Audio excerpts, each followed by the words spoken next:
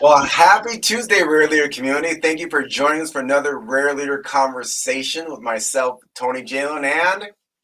And Danielle Jalen.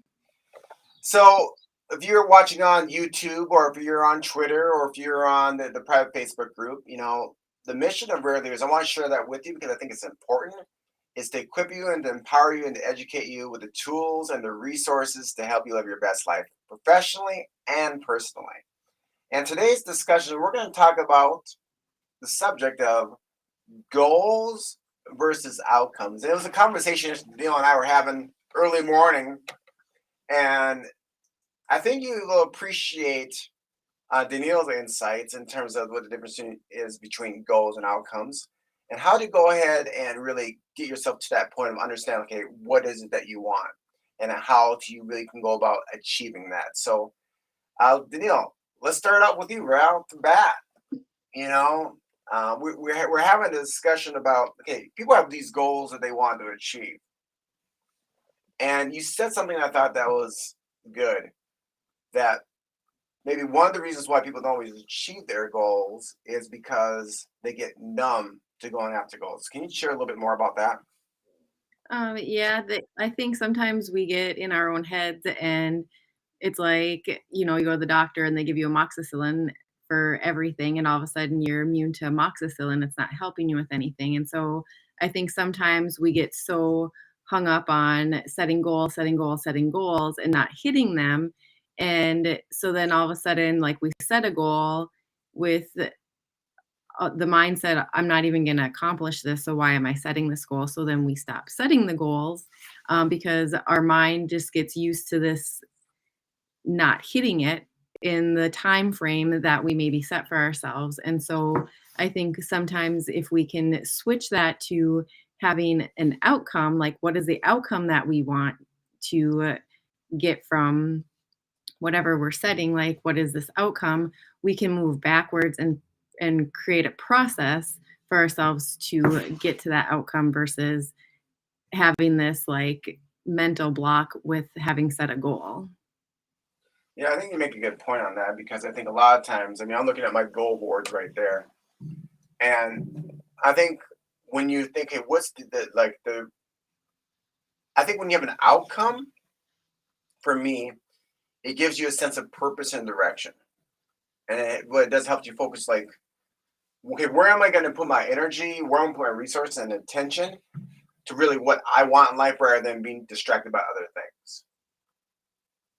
So, what I'm almost hearing you say, you're almost beginning with an outcome as a destination. Is that what would you say is more versus a goal? I guess I don't know what you would compare it to. Well, would you say that you're more motivated by having an outcome maybe versus a goal? I think the motivation comes differently because I think you can tangibly start to put the steps together to get to that outcome. Like, what do I want to do? So it's like, for me, um, I put an outcome of wanting to run 2,023 miles this year. And so for me, I can work backwards and see, like, how many miles per month do I need to run to get that? Or, like, what does that break out into? And then it helps me with my word consistency. I'm trying to be consistent in running, so it helps me build that consistent goal that I have, being consistent by having this outcome that I want to reach. And so now I have a process, like, this is how many miles that I need to run a day, and if I'm not running that many miles, what does the week look like? So I can be a little more flexible in that those steps. I can still hit it. I'm not completely out of it if I don't hit every single day the way that's supposed to. I like that. So I mean, what I'm hearing you say is you start backwards. Like, here's where I want to be at by the end of the year. Here's the outcome I want, the desired result I want. Now I can go and put a roadmap of what steps are going to be necessary for me to get there. Sounds good. Sounds good. Well, I think too, it's like, I think the first step a person's got to do when they're defining an outcome, they got to really take some time to reflect on what they truly want on the life in terms of that category. So I think my question would be for you then is, okay, your desired end result is 24. I mean, I'm spacing right now. How many miles is going to be again? 2023. 2023. So that's your outcome you want to achieve by end of the year. That's your result you want to achieve. I think the next step to go then is what was your reasons for setting that particular outcome? For me, I wanted to be more consistent in working out and when I'm working out. And so that helped me break down daily. Like it's not a huge amount of activity that I have to be doing, but it helped me break down so that I'm more consistent in my daily habit of working out. So then would that take you if we take it even deeper? So why do you want to get more consistent then in terms of your working out? I guess I was just more sporadic in what I was doing, and it wasn't seeing results that I wanted to see. So in order to see results, it doesn't necessarily mean how much I'm doing, but just how consistently I'm doing it. Right. I think that's the reason, like, it's important to have that outcome, but just taking it deeper. Okay, what's the attachment? What's the emotional attachment to doing it? Because I think we all do things because we want to experience a certain emotion. And what I'm hearing you say is, you were tired of not getting the results that you want to get, Sure. and you want to live more like a healthier lifestyle, so to speak.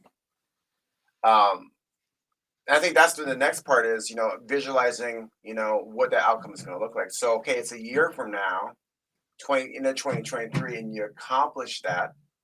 How are you going to feel? How do you think you're going to feel when you do that? I think it'll be a good feeling knowing that just being able to like commit to something on a more consistent basis. Like my whole word this year was consistent. And I think that then will roll over into different parts of my life in that consistency, like how am I eating? Um, what activities are we doing together as a family, working out or going for walks and those different things. And I think that that helps, like, by being able to do that is gonna be a good feeling like, "Hey, this I can do something that I didn't think that I was able to do." Yeah. I mean, you're building on top of things, right? Like confidence comes from action. I think the next part where I saw you do a good job, you made it measurable. You broke it down. Okay, so here are the things I've got to do each and every day to go ahead and do it. And I think by doing that, it makes it more powerful when it's measurable. Have you? What kind of difference has it made for you to have? Because have literally, she has on our office door a big post-it note for the. I think you have it for the whole year, and you have X marks along the way. Yeah, so I kinda made a maze, a little road of every 5 miles, and I color off the 5 miles as it's, like, going through to the 2023. And so like some of those days may be like 3 miles. So I color in half the box. Like it's something accomplishable. Like I'm visually seeing that I'm doing it, not just it tracking in my phone and like you see a number, like what does that number mean? Like when you can actually see it and you can color off boxes or you can make little bar charts or whatever it is that you I think just being able to see that you're actually making progress helps you stay more committed to those goals or outcomes that you were looking to achieve. And that's true because especially I mean, when you're in 2023, 2023 miles seems like a really daunting thing. If you told me I'm gonna run freaking 2023 miles, I'm like, holy crap! Like my mind's like, that's a lot of freaking miles, and it's gonna take time to get there. But I think too, in terms of the visualization and making it measurable and keeping it in front of you, helps it make it more of an outcome versus a goal. I think the next thing was, and you touched on this a little bit, is one you had to set a deadline for it. But don't have a deadline for it. that 2023 miles can go for years. Well, I think I think you setting that, like, you can hit it early too. It doesn't necessarily mean you have to hit it at that time. Like, if you hit it early, then you keep going. Like, it's not like it's you hit it and you're done. Yeah. Like for me, what I've been doing for me, for in terms of my weight, I didn't weigh myself this morning, but typically I've been weighing myself almost every day, and I put it on my mirror to see where my progress is, and that's helped me out a lot. And that comes down to the next thing we talked about is you got to write it down, right?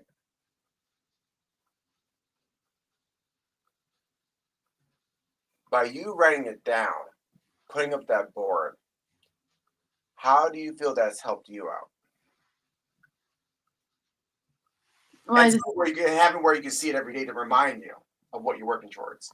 Right. So I think I have it in a place where I'm walking past it. So if I haven't done my run or my little color hasn't moved over, um, I know that. And so it's one of those things like, are you going to just continue to walk by it and not do it? It's there. Or are you going to like walk by it and go down the stairs to the treadmill and get it? You're running, one of those things. Like if you can see it, you're constantly reminded to make it a priority. And I think that's where a lot of people go, at least myself, where I failed in the past, where I don't keep it in front of me. Like literally over here, my right, I had last year, I had my vision board of like 18 things I wanted to get for the year. And now I have from the reflection workbook, my 5 no BS goals right in front of me. And it's constant because I'm always looking at my computer. It's right there. I'm like, oh yeah. So I think that's important too, because if you write it down and it makes it real, it helps you commit to it. Like you said, you have to walk by it every day. If you don't do it, that little monkey's gonna be tapping you on the shoulder, going, Daniil, Daniil, why aren't you doing it? So I think this is good. I think what we covered is really 6 different things in terms of how to identify your outcome. Number one, you got to get clear on really what you want. It doesn't have to be some earth-shattering thing. It doesn't have to be something like go on the moon. But I think what you did is you took time to reflect on what you truly wanted this year, to live your one word in terms of consistency and why it was important to you. I think the second thing is you got to visualize what your desired outcome is, like seeing it, hearing it, and feeling it. I mean, thinking about at the end of the year that you ran 2,023 miles, just saying it just gets me like, but it'll give you a clear sense of what you want. The third thing you talked about was, you got to make it measurable, and it's more powerful when it is measurable. And really, what I heard you do, Daniil, is you answered the question of how will I know when I've achieved my outcome? And then because you set a deadline on it, and then the third, and you put it in front of you, right? And then you make it a little bit emotional. Like you said, I'm had the results, tired of not getting what I wanted to get. I think then the final thing is you got to write it down. It's not real until it's documented. It doesn't. If it's not documented, it doesn't exist. There's a lot of things I can think about right there that I got to document more to make it more exist.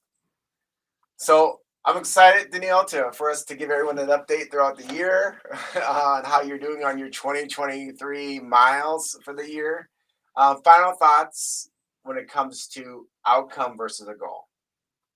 I think, just really think about I think it helps motivate and triggers you differently in your mind when you think about achieving some of an outcome. Like, what is my outcome that I want from this versus this is the goal I want to hit. I think sometimes we self sabotage ourselves because we've set goals in the past and we've not achieved them. And so, what's the use in setting them and continuing to set them if I'm never hitting them? And maybe you do hit your goals and it triggers a different part of you to be motivated to do it. But sometimes I think we just have to take a different spin and approach on what it is. If we've gotten stuck in a spot where we're not hitting those goals, now let's shift that. Like it kind of just gives you a different motivation in your mind, a different trigger. What is my outcome that I want to get from this? Yeah. I think that's well said. There's nothing I would add to that. So everyone take your notes and just write down what Daniil said. Um, I'm just excited for everyone who's watching. You know, think about there's goals versus outcomes, and I think they're both important. They both play a role in our lives, but if you have them both, I think you can really create a more fulfilling and meaningful life. This is pretty cool. I think for us years ago when we did 100 push-ups a day as a family, and the results that came from that we still see from to this day. So we thank you all for watching. If there's anything, a topic that you want to talk to us about, whether it be leadership, sales, relationships, um, we're here. We're here to talk about it. Again, I'm Tony Jalen, joined by the wonderful Daniil Jalen. Go ahead and be a real leader. Be resourceful, adaptable, resilient, and willing to engage with others. Go ahead and rise up.